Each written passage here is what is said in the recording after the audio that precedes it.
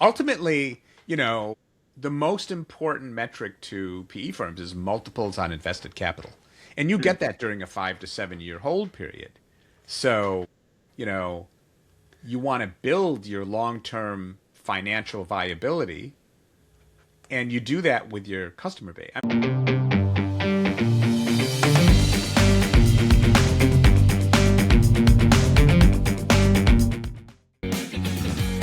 Welcome to Exit Algorithms, the podcast where we decode what it really takes to unlock growth, streamline operations, and prepare your business for a high value exit. I'm your host, Pete Vera, and today I'm joined by Alan Gonsenhauser. He's an 11-time Chief Marketing Officer with over 25 years of experience driving growth in PE backed B2B SaaS companies. He's also the founder of Demand Revenue, where he serves as a fractional and interim CMO, helping growth stage companies build revenue engines that scale. He also advises CMOs and has a wealth of industry experience. I'm super excited to have you on the show today, Alan. Welcome to the podcast. Thank you, Pete. And thank you so much for inviting me. I'm really looking forward to our conversation today. Yeah, same here. Definitely excited. I always do a good amount of research on my guests and really excited to dive in. Can you share a bit about your background, business journey, Sure. career path, and what led you to founding Demand Revenue? I've been a chief marketing officer 11 times, so 7 full-time companies and 4 since I started Demand Revenue. 4 interim CMO roles since I started Demand Revenue 5 years ago. But I started a little different than most marketing people. I started in finance. So I got my master's in finance, and then from there, consulting and market research, and then product marketing and channel marketing, and then I got some sales experience, and then I moved to higher level marketing positions, and then eventually CMO in a number of companies, mainly in health, technology, medical and dental device, SaaS software, enterprise software type companies. And then I spent 6 years at a company that was called Serious Decisions. Serious Decisions was a go-to-market advisory firm for the revenue functions, marketing, sales, product, and customer success. And there I mentored over 100 chief marketing officers and marketing leaders in my 6 years there. Really enjoyed that. And I helped them grow their global presence in all the healthcare segments. And then we were acquired by Forrester. And after Forrester acquired us, I stayed on 2 years. But the culture was a bit different. They wanted analysts. I'm very entrepreneurial and social and extroverted, and they wanted analysts primarily to generate content, write content. And I did some of that, but it wasn't, my main interest. So I left almost exactly 5 years ago, February of 2021. I started Demand Revenue, and right away I started working with some private equity held companies, portfolio companies. So I basically do three things. I coach and mentor CMOs and marketing leaders. In the last decade, I've coached and mentored over 150 of them. I come on as an interim or fractional CMO, more often interim. So interim CMO is when there's a gap in leadership and a private equity investor wants to make sure that their portfolio company doesn't have gaps and loses momentum. So I'll come on, that's generally 3 to 4 days a week. I join the executive leadership team and operate just as a CMO for private equity portfolio companies. And then I'm also a go-to-market advisor. So I come on and help with go-to-market transformations, getting marketing, sales, and product on the same page, looking at the revenue function all the way from figuring out your ideal customer profile to which products to push, acquiring new customers, onboarding, retaining, upsell, cross-sell, having consistent metrics, and I use a go-to-market operating system. Yeah, awesome. No, I appreciate it.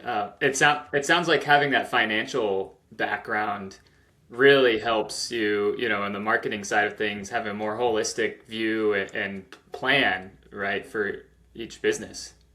It helps, and I always have good conversations with CFOs. And a lot of them tell me, oh, I never heard a marketing person talk like that. It helps. I mean, it helps when you speak the same language. And my sales experience has also helped. I've been a P&L general manager a few times as well, so I've had responsibility for all the go-to-market functions. Speaking the language of the C-suite and the board and the CFO really helps explain the value of marketing and what marketing can do for organizations. Yeah. Yeah. What are some of the talking points you usually have? A lot of it comes down to how the buying process works today versus how it worked in 2013, let's say. In the past, marketing would generate leads, marketing qualified leads, and give them to sales, and hopefully the leads were qualified, and they would call clients, and people would actually pick up the phone and want to talk to a salesperson. Where now most of that journey is done before a potential buyer ever speaks to a company. So what companies are doing, only, let's say, a third or less of your ideal customer profile is in market to buy something at any given time. But they're researching different solutions and vendors. And they're creating a short list of 4 to 5 vendors that they will consider when they do go in market.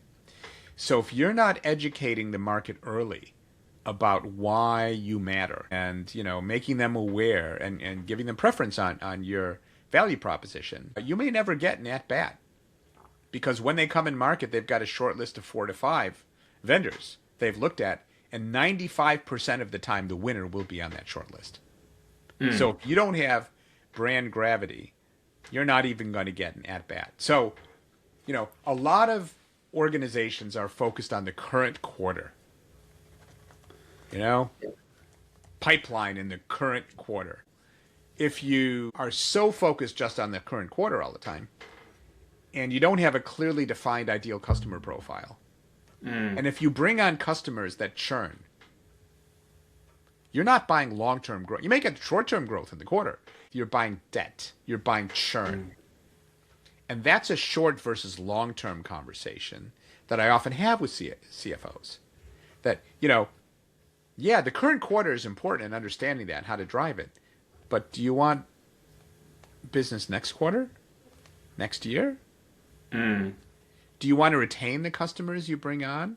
Do you want to grow them? So it's all connected. And I think the purpose and the value of marketing more than ever is to create brand gravity, because brand seeds demand. I call it demand capture, because you're capturing maybe the 5% of folks that are almost ready to buy something in market now. And if you're just trying to call them now and they don't know who you are and you're not on that short list, you're too late. I've heard an analogy of a business is a plane, right? And the engines, there's 2 engines, one sales and one is marketing. It goes to your point of, you got to balance the short term with the long term. Yeah. Ultimately, the most important metric to PE firms is multiples on invested capital. And you get that during a 5 to 7 year hold period. So, you want to build your long-term financial viability, and you do that with your customer base. Different strategies for different growth phases. Absolutely. So the first is when a company is a startup. And when they're a startup, they need to get problem market fit. You need to identify problems that you can solve, hopefully uniquely, but that you can solve, and people are willing to pay for. And when you're in that mode as a startup, you're doing a lot of experimentation. You don't know your ICP yet, your ideal customer profile yet. You're trying to figure it out. So you're experimenting with a lot of things, trying a lot of things, and hopefully failing fast and quickly and learning from it. And finding the right path and the right way you can uniquely solve customer problems. Because people don't care about you or I. They care about the jobs they're trying to get done and the problems they have and how to do it better, faster, more cost effectively, etc., more reliably. If they're successful there, the next phase is product market fit.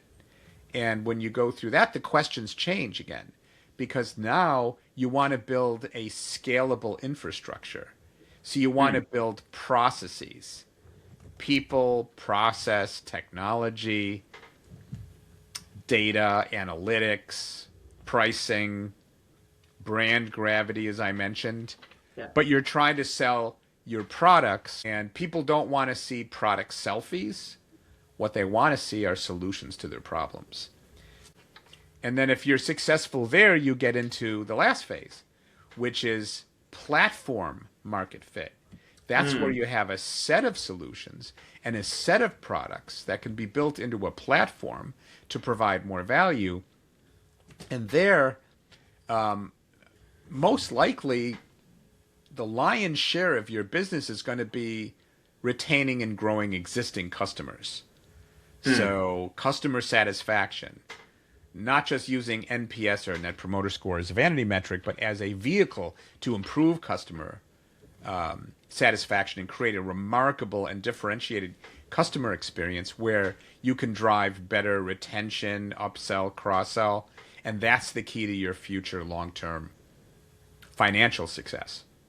Many times, if a CMO says, oh, we should invest in brand and we need more money for brand, a CFO will ask why. Because they have to, in their own frame of mind, understand why it's important. And you asked about metrics. So lifetime value to customer acquisition cost is one metric.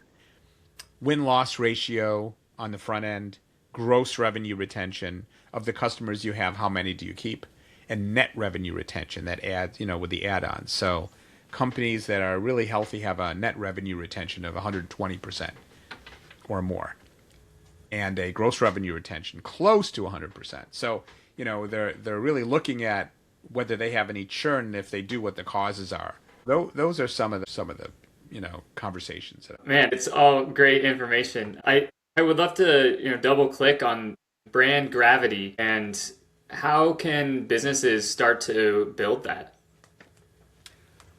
By being present, by narrowing down on a niche that they can uniquely solve, and by understanding the problems their target audiences and ICPs are having, how they can solve those problems, and generating content to educate the market on who they are, why they're different, and why they can solve these problems. Even if you don't hear back from people, they're consuming content. And you won't hear back until they're in the latter stages of their buying mode. That's how the buying process has changed over the years. In the past, BDRs would call someone, they'd get a hold of people and they'd call again and again and again. And, people wanted to be contacted. Now people do not want to be contacted until they're ready, after they've done their research. Yeah. Especially with bigger deals and buying committees, which is how a lot of B2B buying is done today. It's changed a lot. Yeah, interesting. But companies have generally not recognized that change. They still use all these old tactics that don't work anymore. Yeah, and you mentioned content. That's an area a lot of businesses are trying to develop. Yeah. Is there a kind of a protocol you would recommend for, let's say a growth stage company? So is there a cadence that you found is effective, like how many times per week? And what type of content is working? Look, I'm a solopreneur and I post multiple times per week. And I think any company that has resources can do that too, especially using AI trained well.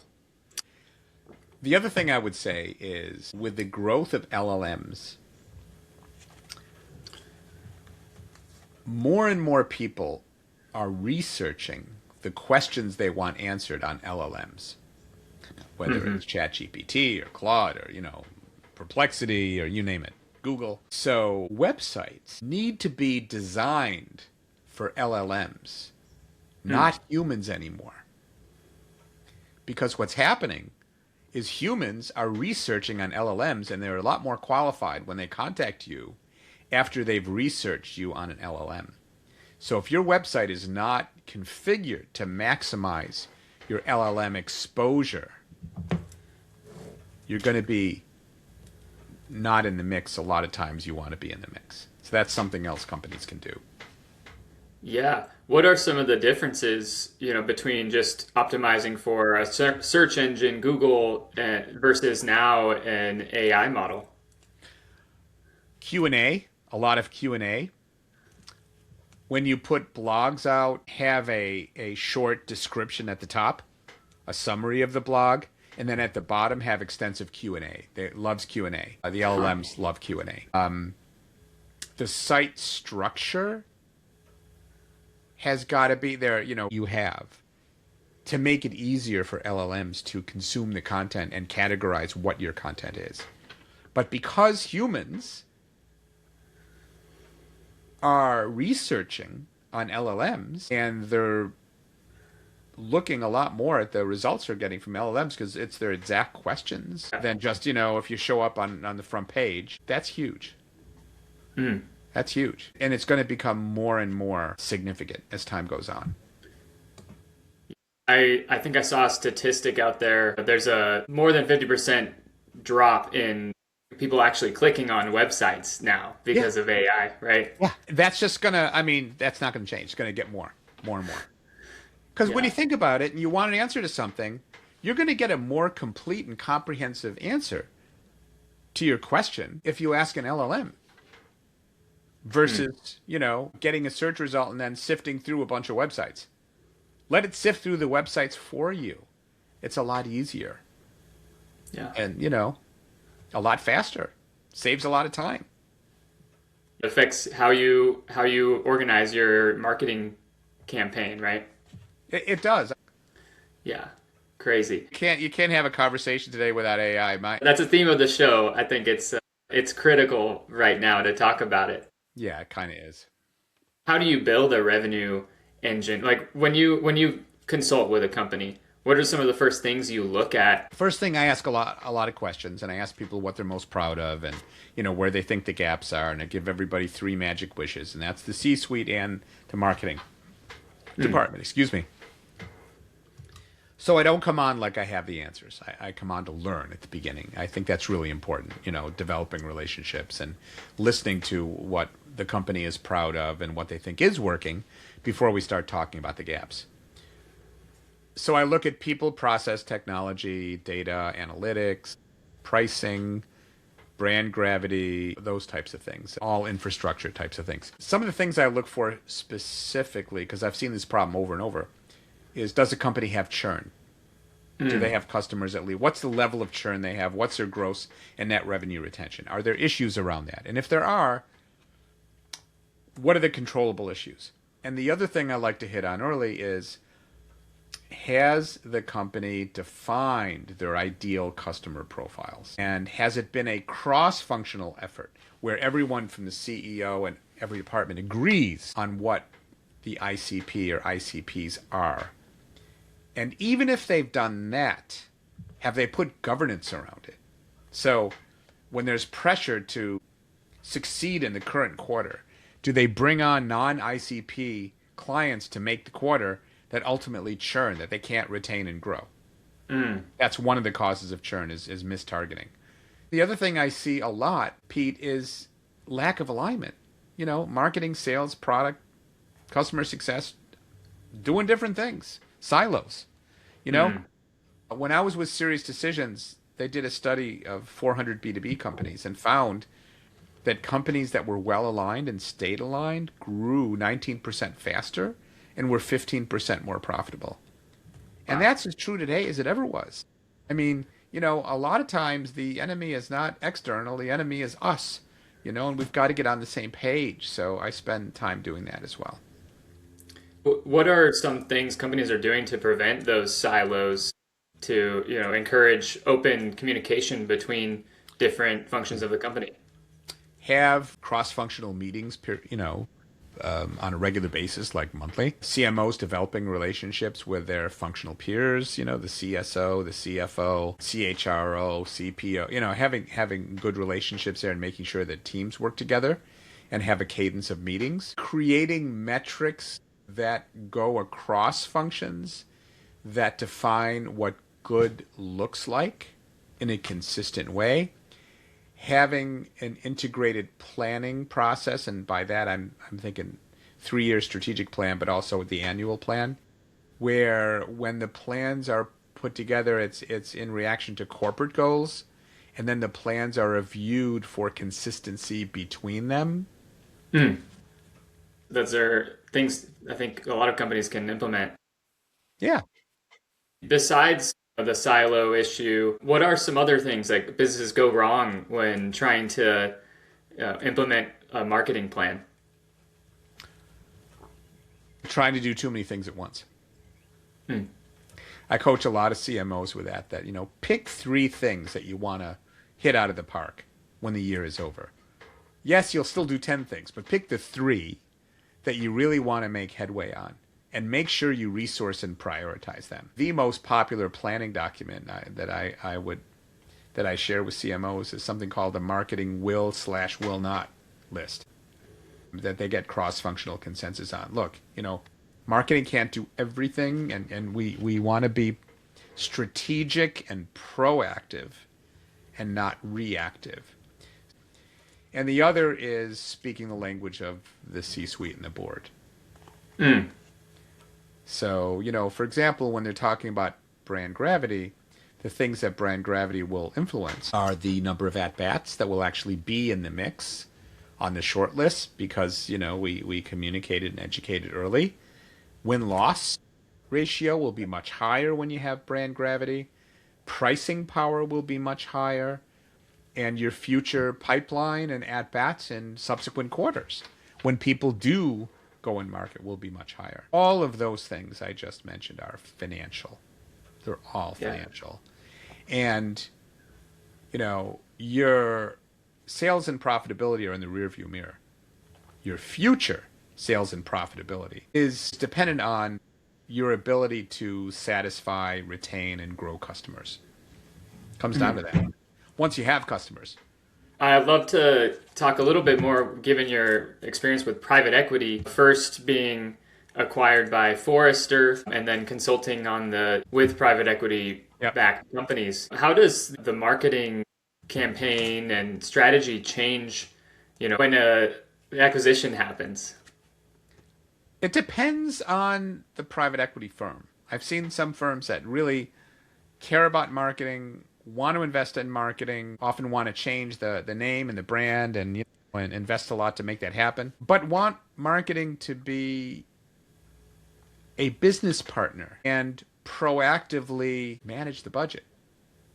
Cut the budget where where things aren't working, and be very judicial with the investments and the budget that they are entrusted with. The way I describe it is, private equity looks for CMOs not to be the manager of a department, but to act like a P&L general manager. To think of the organization first and how you're implementing it short and long term. Have you seen the marketing campaigns or just strategy and online presence, brand gravity affect a company's valuation when they're gearing up to sell? Absolutely. I mean, brand equity financially is an asset on the balance sheet.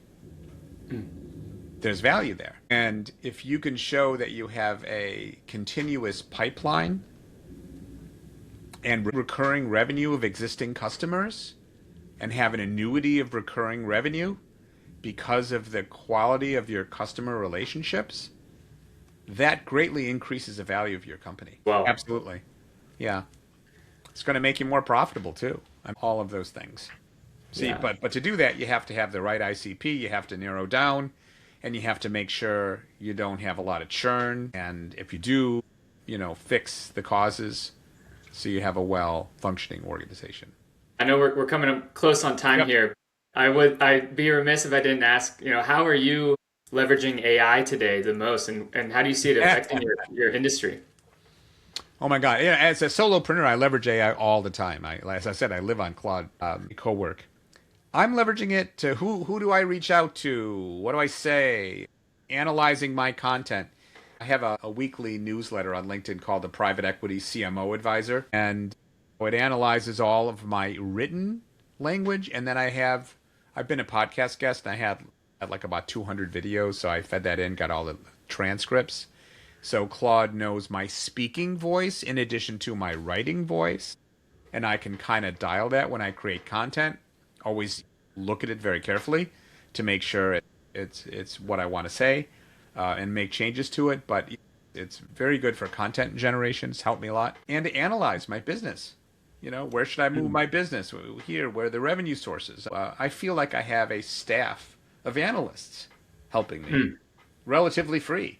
I mean, it's amazing. I would never be able to do this if it wasn't for AI in my business.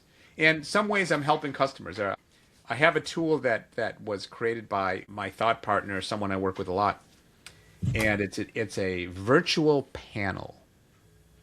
And so I've set up a couple of new CMOs, and I said, give me the LinkedIn profiles of all your board members. So we set up a panel of their board of directors, and you can ask them questions, and the board virtually will come back. They'll talk with each other. You can give it a PowerPoint. You can give it, content that you're thinking of presenting at the board meeting, and the virtual panel will opine and tell you what they like, what they don't like, to get ready for the board meeting, which is amazing. Amazing. Yeah. Wow. Incredible. That's an interesting use case. Create your own panel, basically. Yeah. So you can create one for the board, one for the C-suite, one for the marketing department, whatever you want. And it's uncanny how good it is. It probably comes up with insights that you might not be able to think of yourself. Absolutely. And immediately, you know how long it would take you to think through all that? I mean, it's an incredible disruptive tool.